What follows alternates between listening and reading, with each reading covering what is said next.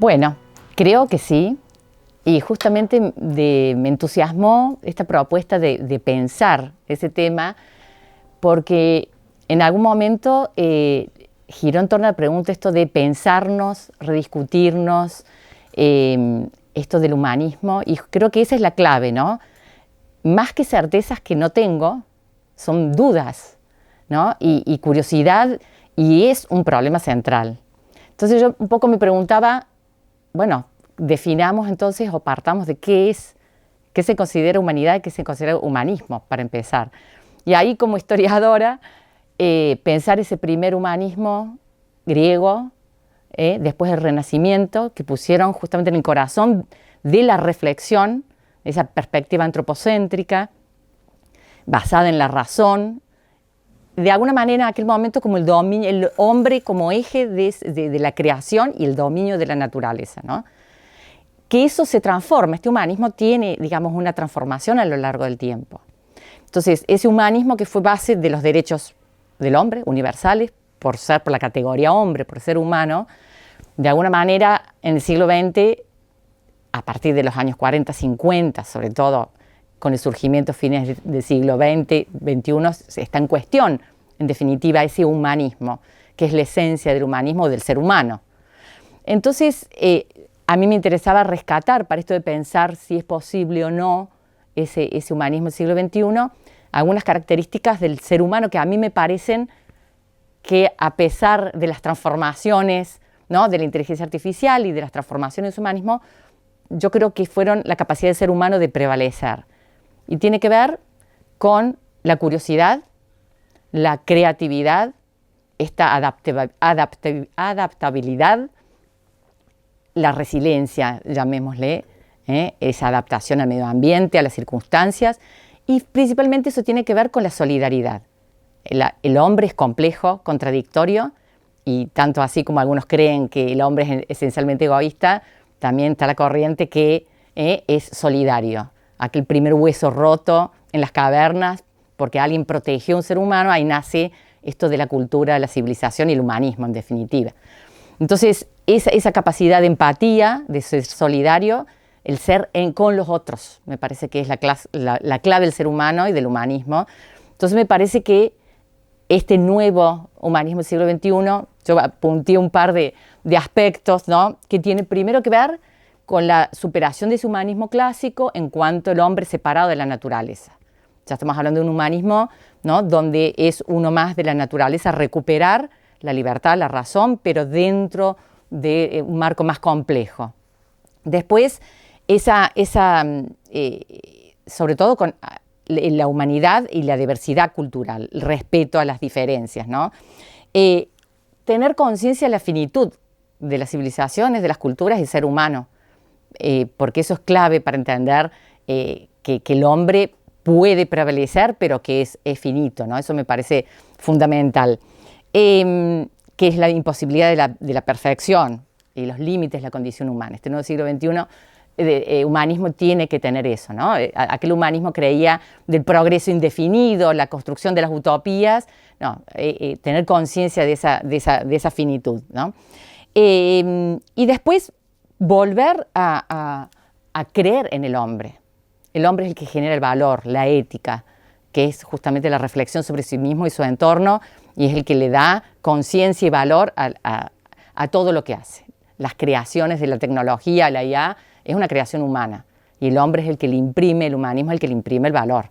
Entonces eso creo que hay, volver a esa conciencia, ¿no?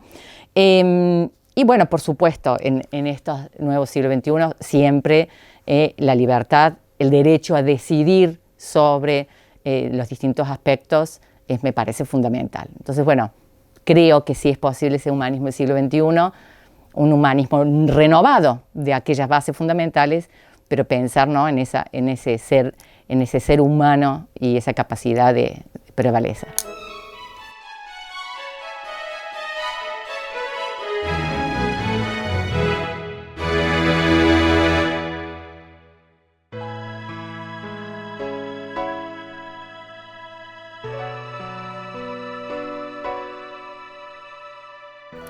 Bueno, ahí me parece que hay como dos aspectos que se relacionan, pero hay una diferencia.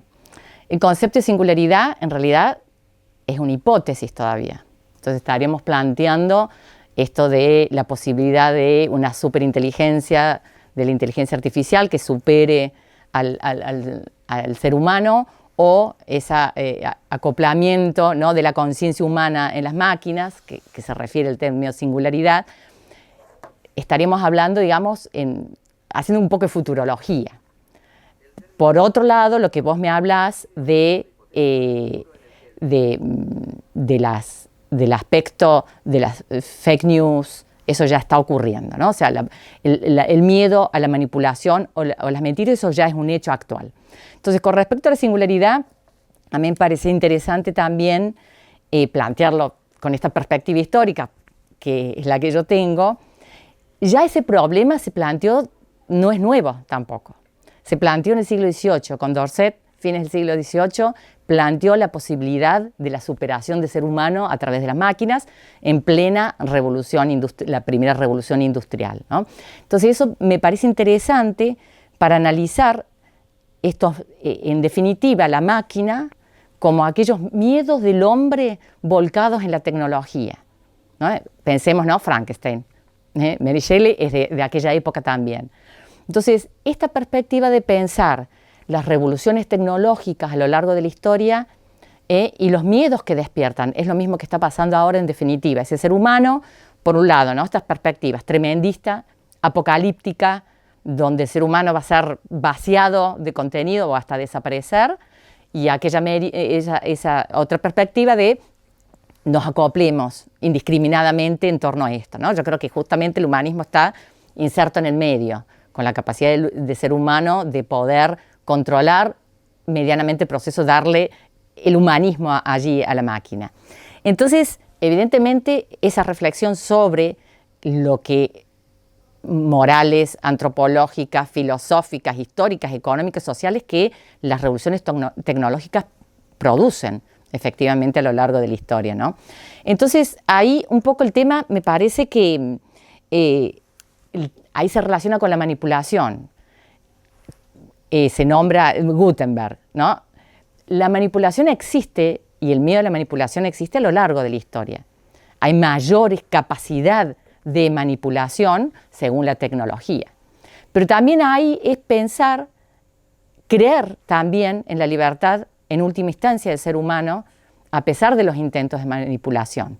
Entonces el medio y la intensidad puede ser distinto, pero ese juego entre manipulación y libertad y autonomía siempre estuvo en juego en la humanidad y se va a poner, por supuesto, en juego también acá. Por eso hay que reforzar esa capacidad de criterio y de responsabilidad, ¿no? Y en definitiva, ahora vamos al futuro, pensando en una posible singularidad. Yo creo, ¿no?, y ahí voy a Viktor Frankl, la capacidad de la libertad interior a pesar de el autoritarismo, la sujeción y la falta de libertad externa. Entonces, me parece que eso va a ser también la esencia frente a un totalitarismo de la inteligencia artificial o de las máquinas. El ser humano justamente ahí siempre tiene su libertad interior y su capacidad de adaptarse y revolucionarse con respecto, ¿no? Y eso también me parece una reflexión interesante, los espacios que quedan sin cubrir, esos espacios actualmente que hay gente que no está inserta en estas revoluciones tecnológicas. Y estas revoluciones tecnológicas llevan esa gran disparidad. Pensando, yo viajo mucho, porque hago viajes históricos, me conecto con la gente, y hay una gran proporción de la humanidad que está fuera del sistema. Son espacios de libertad que quizás en aquel momento, digamos en el futuro, haya que reconquistar. Y es un tema para pensar dónde esa libertad y esos seres que quedan también marginados de este predominio de la inteligencia artificial, ¿no? Son temas como súper importantes. Y ahí está, me parece, ante una singularidad, la capacidad creativa, simbólica del ser humano, que puede, y esa idea de la revolución y de transformar la realidad a pesar de todas las circunstancias. Entonces, por eso, bueno, me parecía esta perspectiva histórica es como que de alguna manera desdramatiza ese futuro y reforza la capacidad del ser humano.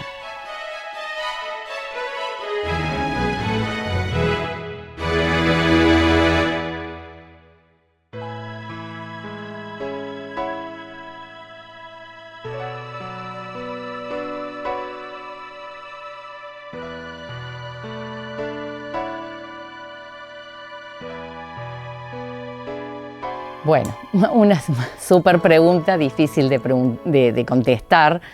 Yo trabajo en un colegio secundario, no tengo demasiados años de experiencia, pero justamente desde el punto de vista de la historia, uno de los trabajos que les hago hacer a los chicos, pensando en esto de la inteligencia artificial y cómo puede impactar en las transformaciones, es hacer desde la primera revolución tecnológica o neolítica, cuáles fueron las transformaciones en el ámbito de la economía, de la política, de la sociedad que implicó. Y la reflexión acerca del impacto de la tecnología. Y estos adolescentes que son supuestamente nativos digitales no tienen la capacidad por sí mismos de reflexionar acerca de las implicancias de las transformaciones tecnológicas que tienen en la vida, desde todo punto de vista, ¿no? Y eso la primera vez que yo lo pregunté me sorprendió, porque se supone que son nativos digitales, ¿no? Entonces, ahí otra vez, entonces, ¿qué debemos enseñarles desde una perspectiva humanista? Y en los colegios me parece que es eso, justamente, activamente que ellos reflexionen sobre los cambios tecnológicos, sobre la inteligencia artificial, su responsabilidad, las implicancias éticas, económicas, sociales y políticas, ¿no? Yo creo que eso debería ser o transversal a todas las materias o una materia específica de reflexión sobre lo que implica las nuevas tecnologías. Porque es una discusión en el aula, digamos, la utilización como una herramienta, si van a ser aquellos que puedan controlar la inteligencia artificial o ser meros títeres de ella, ¿no? Y entonces, por un lado eso. Yo no sé qué no se debe enseñar, porque ya el sistema pedagógico ha cambiado. Está basado todo en esto del desarrollo de la creatividad, del trabajo en equipo, pero sí también reforzar los aspectos humanos en el sentido de la empatía, las emociones, la solidaridad, que yo creo que son esos claves para contrarrestar todas aquellas disfuncionalidades que vienen del manejo de las redes, ¿no? de aquello, del abandono del contacto personal, de la empatía por el otro, que las redes y la inteligencia artificial pueden, digamos, menoscabar. Entonces, simplemente eso, reforzar y de alguna manera que está la pedagogía volviendo a desdigitalizar, volver al libro, al trabajo manual, al papel, ¿no? Y ese trabajo de base para crear las habilidades básicas para poder pensar, ¿no? Que en definitiva es eso, cómo hacerlos pensar. La IA no los hace pensar, simplemente como un instrumento. Entonces yo creo que enfocarse en volver a las fuentes del pensamiento y a la reflexión sobre el pensamiento y la inteligencia artificial, el compromiso que tienen con la responsabilidad que implica eso, ¿no?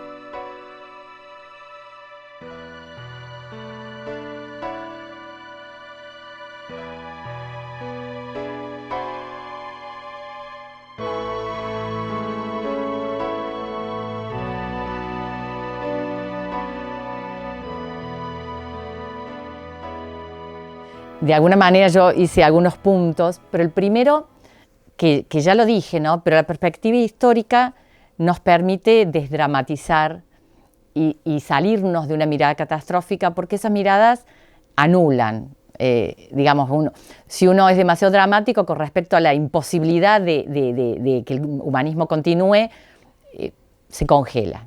Entonces, para tener, digamos, esperanzas y actuar y poder solucionar los problemas, hay que tener una mirada, digamos, fuera del drama. Entonces la historia permite eso, porque justamente la comparación de las transformaciones y las angustias que la humanidad tuvo en las revoluciones tecnológicas, la destrucción y construcción de nuevas capacidades de trabajo, de las sociedades, entonces eso nos permite de alguna manera ese análisis de las transformaciones que las diversas revoluciones tecnológicas provocaron, de alguna manera también nos sirven para buscar propuestas y estrategias de acción en la actualidad.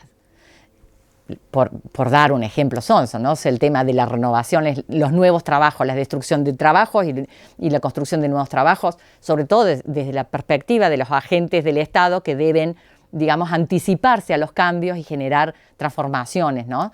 Entonces, por un lado eso. Entonces, por otro lado, la perspectiva histórica y analizar el comportamiento de los seres humanos a lo largo de la historia también permiten eso, ver la posibilidad de comprender al ser humano ante las transformaciones y apostar a políticas que puedan ayudar en esas transformaciones y en esos procesos.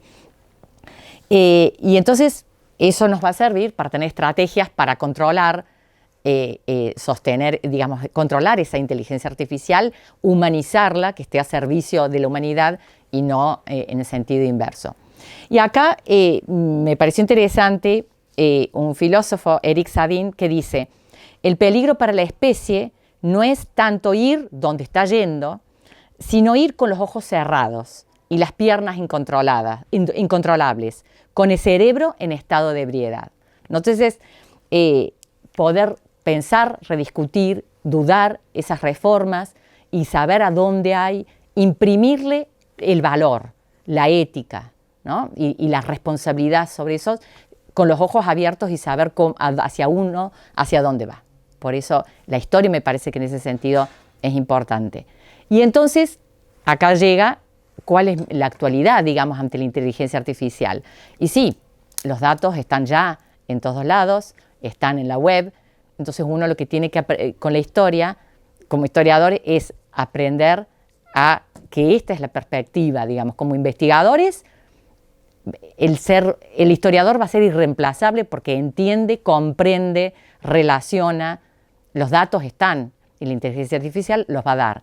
Para el alumno, para los que aprenden historia, para tener las herramientas de comprensión de la humanidad, en definitiva, ¿no?